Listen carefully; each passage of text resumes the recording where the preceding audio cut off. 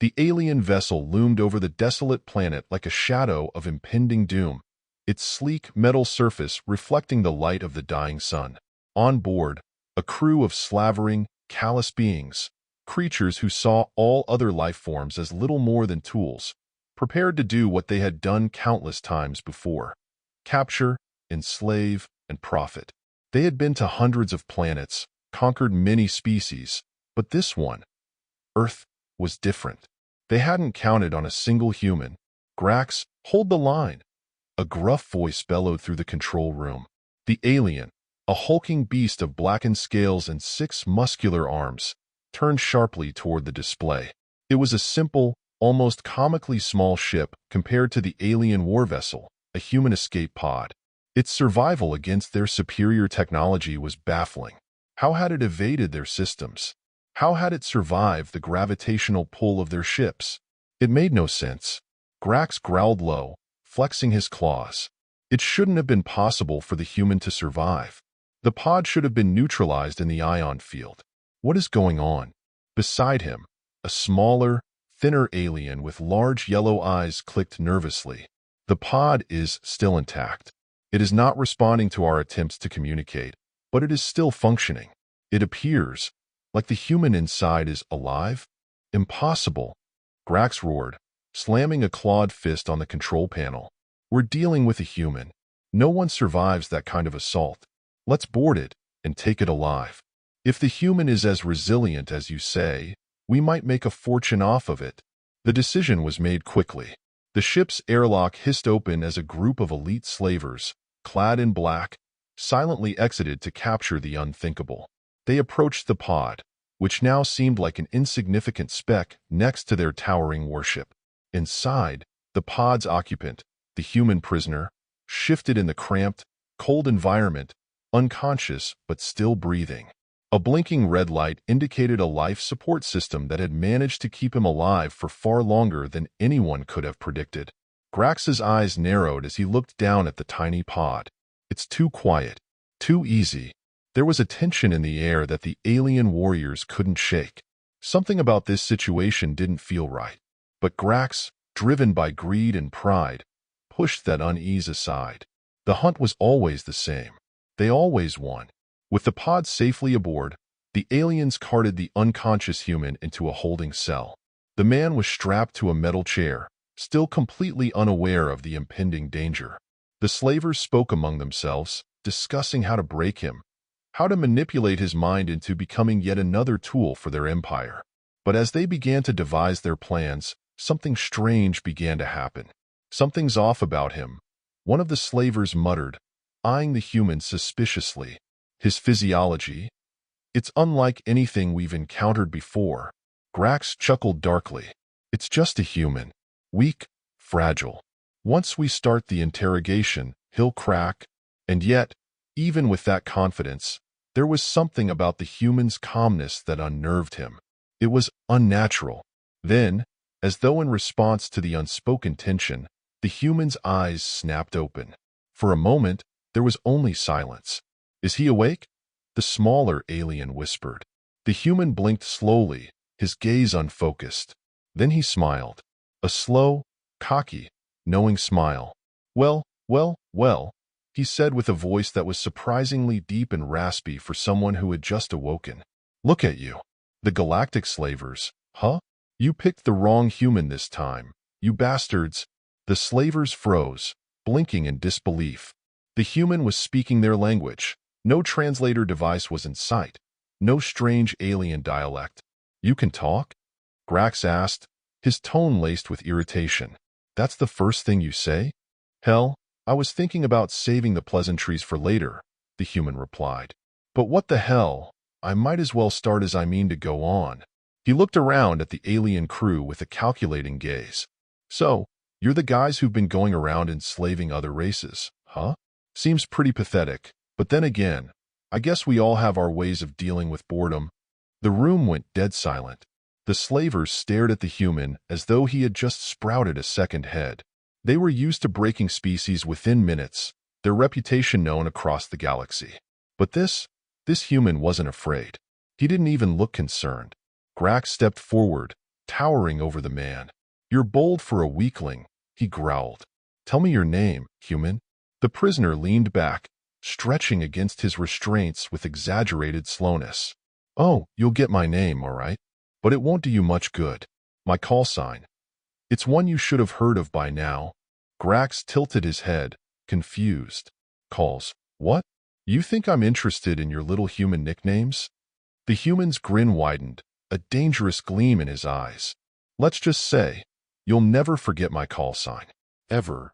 The alien commander, whose patience had worn thin, bared his fangs. "Enough of this. You're already dead, human. You have no power here."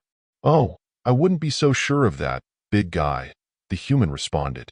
"Trust me, if I'm dead, you're going to wish you hadn't even looked in my direction." Grax's eyes narrowed with rage. "Your defiance is entertaining for now, but let's see how long it lasts." The aliens exchanged uncertain looks, but none of them could shake the feeling that something was very wrong about this human. His confidence, his cocky demeanor. It wasn't what they had expected from an enslaved species. It was almost as if he wasn't afraid at all. The silence that followed the human's cocky declaration hung in the air like a thick fog, suffocating any thought of immediate action. Grax, the hulking commander of the alien slavers, clenched his fists. The human's casual defiance didn't sit well with him. He was used to breaking every creature that crossed his path, bending them to his will without so much as a second thought. But this human, was different. "I don't know why you're so confident, human," Grax spat, his voice filled with venom. "We've broken every species we've come across, and you'll be no different. You'll beg for mercy, and you'll crawl at our feet." The human only chuckled, a sound that grated against Grax's ears. "You really think that? You don't know the first thing about me or my people. I've survived worse than you can imagine, and I'm not going to start begging now." Grax took a step forward, his clawed hand reaching for the human's throat. He wasn't used to being mocked, especially not by a prisoner. His fingers hovered dangerously close to the human's neck, but something in the man's eyes made him hesitate, just for a fraction of a second. Before Grax could make a move, the smaller alien, who had been silently observing the exchange, spoke up. "Grax, maybe we should rethink this. There's something strange about this human. We've never encountered anything like him before. Are you questioning me, Zorak?" Grax's voice rumbled like distant thunder. Zorak shifted uneasily but stood firm. "I'm just saying that this human may not be as weak as we think. We should take extra precautions. We don't know what he's capable of." Grax's eyes narrowed. The creature before him had already defied his expectations, and now, his subordinates were questioning his judgment. Something was wrong. He knew it. His pride was wounded, and that made him angry. The human, still strapped to the chair, gave a satisfied smile. "Oh, trust me. You've already made the mistake. It's just a matter of time before you realize it." Before Grax could respond, the door to the holding room opened, and a new figure entered. A high-ranking officer of the slavers, his smooth blue skin shimmering under the dim lights. This alien, who was known as Kor, had the cold, calculating demeanor of a seasoned strategist. His face was unreadable as he surveyed the situation. "What's going on here?" Kor asked, his voice flat and professional. "We're dealing with a prisoner who refuses to accept his fate," Grax growled, glaring at the human. "This one's proving to be more trouble than we expected." Kor's eyes narrowed as he looked at the human, who had still not shown any signs of fear or submission. "A human? How quaint. But I've read the reports. They're all bark, no bite. We've crushed them before. What's one more?" The human's grin returned, wide and sharp. "Well, I'll tell you something. You're wrong. You're very, very wrong." Kor raised an eyebrow. "What makes you so sure of that?" The human leaned back in the chair, his eyes glinting with a dangerous light. "Because you just don't get it. You're here, you're all big and strong and scary, but you have no idea what you're dealing with. Not yet, but you will. And by the time you realize what's happening, it'll be too late." Zorak glanced nervously at Grax. "Should we just—" "No," Grax interrupted sharply. "I've had enough of this nonsense. I want him broken. Now." Kor gave a small, almost imperceptible nod. Very well. We'll break him the way we always do.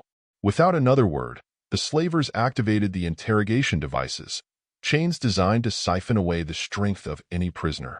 The human's restraints tightened around his limbs, electricity sparking at his wrists and ankles as the chains hummed with power.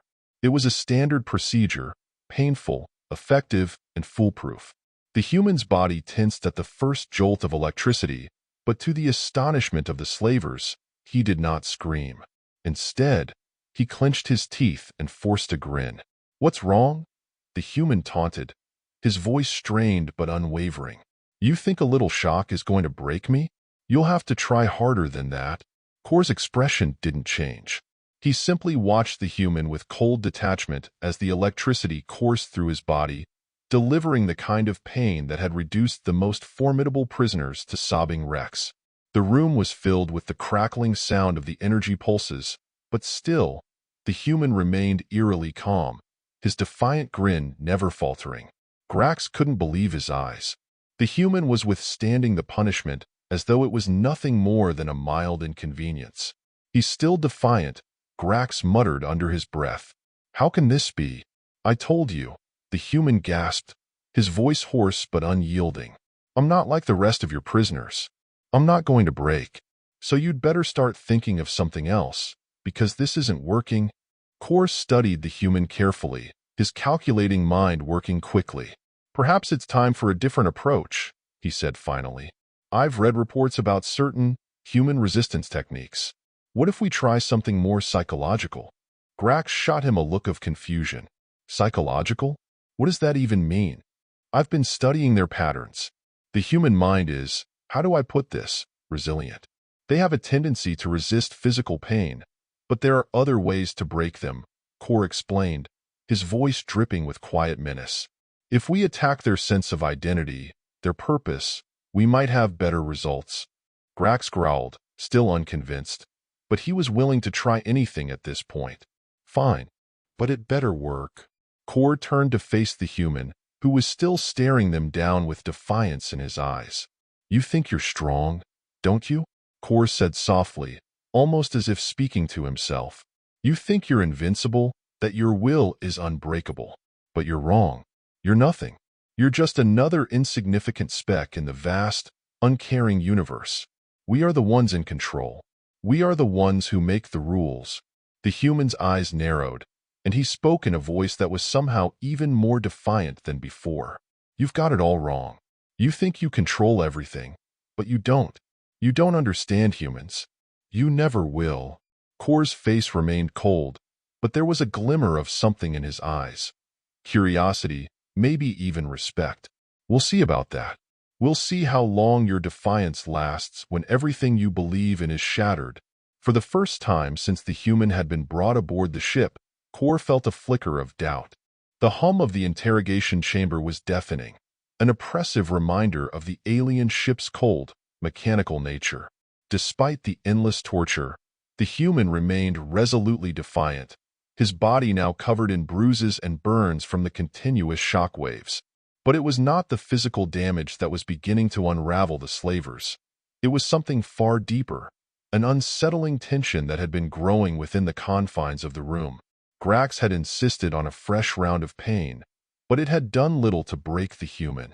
The grueling shock therapy, which had worked flawlessly on every species they had ever encountered, was now ineffective. Grax had grown angry, more violent, his frustration gnawing at him like an insatiable hunger. But the human, this seemingly ordinary human, still sat, unwavering. Grax stepped forward, his massive bulk casting a shadow over the human. His voice was a low, menacing growl as he looked down at the prisoner. "You're a fool. You think you can endure this forever? We will break you. There is no escape. You will beg for mercy by the end of the day."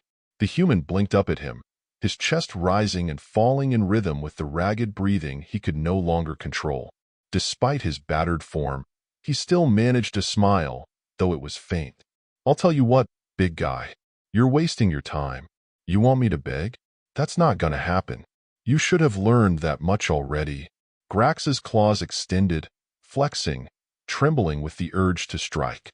Enough of this, he snarled, turning his back and glaring at the other slavers. There's no point in continuing this charade. I will see to it personally that you are broken. The alien crew shifted uneasily, each one having witnessed the humans' incredible resistance to pain.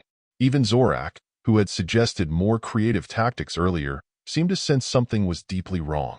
Kor, still standing quietly at the edge of the room, observed the human with an air of curiosity that betrayed his calm demeanor.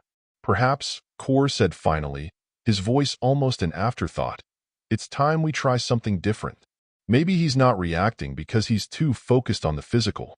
We've been playing into his strength, his endurance. It's time we attack what's truly vulnerable. Grax turned to Kor, his gaze dark with suspicion. What are you implying? His mind, Kor said simply. The human mind is fragile in its own way. If we can break him mentally, his body will follow. Grax considered this for a moment. He had always relied on brute force, but Kor's suggestion seemed to hold merit. The human's body had proven unbreakable. But the mind was another matter entirely.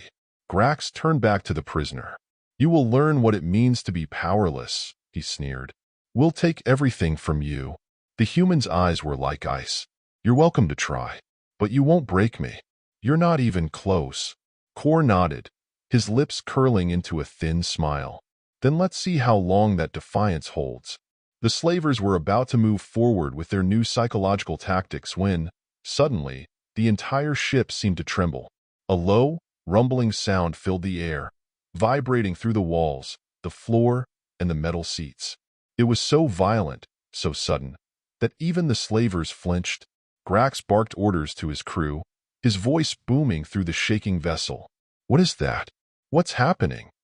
It's the human, Zorak shouted, his eyes wide with realization. He's doing something. He's disrupting the systems.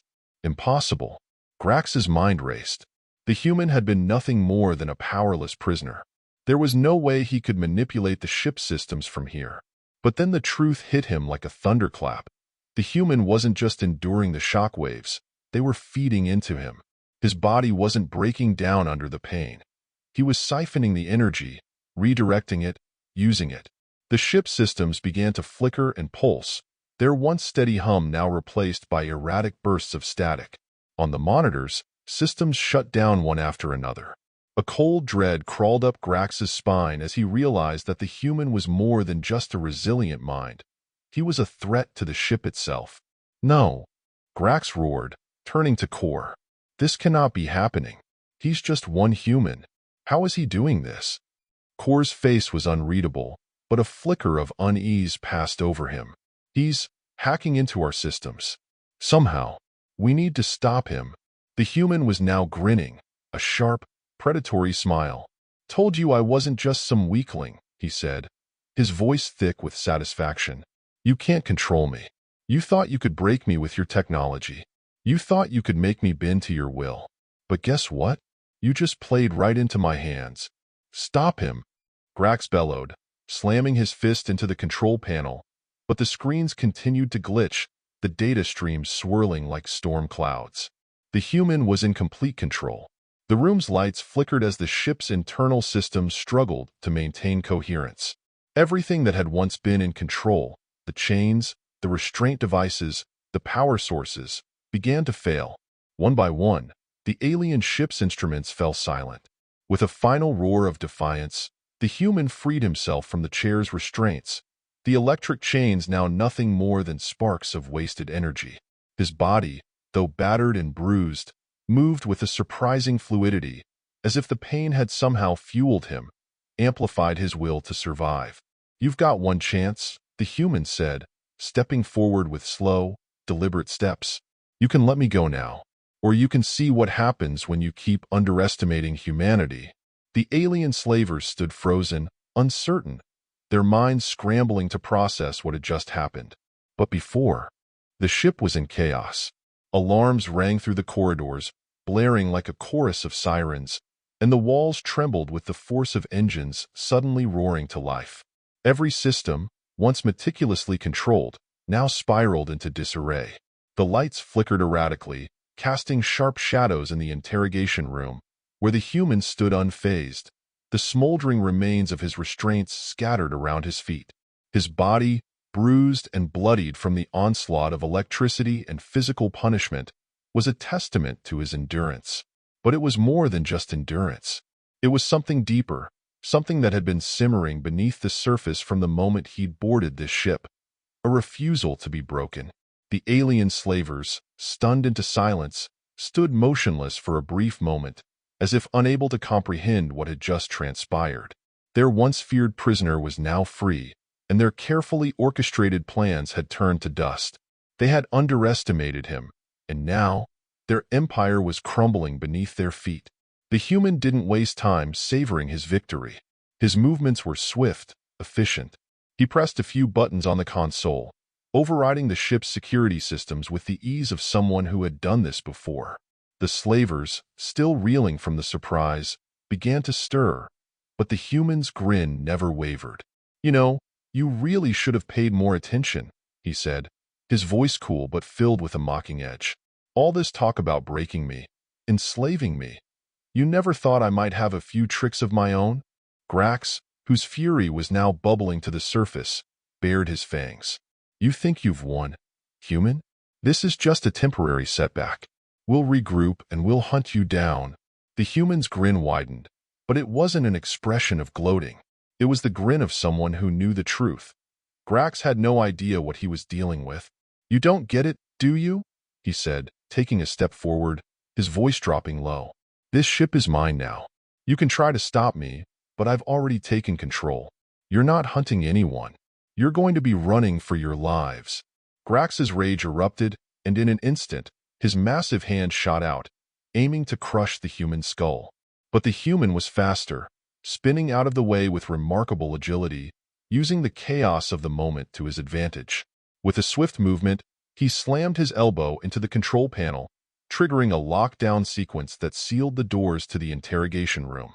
The alien commander snarled in frustration, slamming his fists into the steel doors.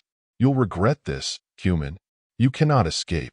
My ship is unstoppable." The human paused, his back to the slavers, his fingers dancing across the interface with the practiced ease of someone who had spent years breaking systems. "That's the funny thing," he replied, not turning to face Grax. "I've been in your shoes before. You know that feeling when everything starts slipping through your fingers? When you think you've got control, but you really don't. That's exactly where you are now." Grax roared again, but the human ignored him, focusing on the task at hand. He had come here for a reason, and that reason wasn't just to escape. It was to bring the fight to them, humanity's fight. The ship shuddered once more, this time with an even greater intensity. A series of explosions rippled through the hull as the human hacked into the ship's core systems, bypassing layer after layer of security. His mind raced, every keystroke bringing him closer to his goal. He was already mapping out an escape route, a way to disable the ship's pursuit systems. There was no turning back now. The alien slavers, meanwhile, were scrambling. Their sense of superiority was evaporating as quickly as their control over the ship. Kor, who had been silent for most of the chaos, stepped forward, his voice low and filled with quiet authority. "Grax," Kor said, his eyes flicking to the human, who was now securing a series of vital systems. "We need to act quickly. This ship is no longer under our control." "What do you mean?" Grax snapped. "This is my ship. He's just one human. We'll find him and finish this." Kor shook his head. "We've underestimated him, Grax. He's dismantling our systems faster than we can react. We're losing power. He's going to send us into a crash course if we don't do something now." But Grax wasn't listening. His pride had been shattered, and his rage was consuming him. He stormed toward the central console, determined to undo the human's progress. He could still turn things around. He could still be in control. But just as his clawed hands reached for the console, the human turned to face him, his eyes gleaming with a cold, calculating confidence. "I wouldn't do that if I were you," the human said, his voice sharp. "This ship? It's already in freefall. You're not stopping it. You're not stopping me." Grax snarled, but there was a flicker of doubt in his eyes. This was no longer just a battle of strength. This was a battle of wills. And in this moment, the human had already won. The ship systems, now fully under the human's control, began to power down with a finality that made Grax's heart skip a beat. The once imposing warship, a symbol of alien power, was now nothing more than a broken shell drifting aimlessly in space. Grax looked around at his crew, each one of them visibly shaken, their pride stripped bare. They had been bested, not by force, but by ingenuity, by the very thing they had dismissed as a weakness.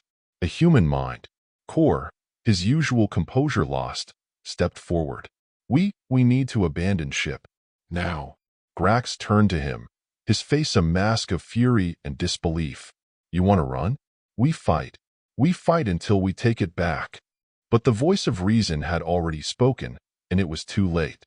The human stepped away from the control panel, looking at the slavers one final time with a mixture of pity and amusement. Go ahead, he said with a shrug. Fight all you want, but you're already too late. The only thing left for you is survival. If you want to get out of here alive, you'd better start thinking like humans. You're going to need all the help you can get. The human turned away, leaving the slavers to face the wreckage of their own defeat. As the alien ship slowly drifted toward its inevitable end, the human's escape pod ejected into space, propelled by a single burst of thrust. His journey wasn't over, but for now, he had won. He had taken everything they had tried to strip away from him, his freedom, his will, and turned it back on them. In the cold emptiness of space, the human's pod vanished into the stars, a lone figure in the vast, silent universe. And for the slavers, their empire was crumbling, one human at a time.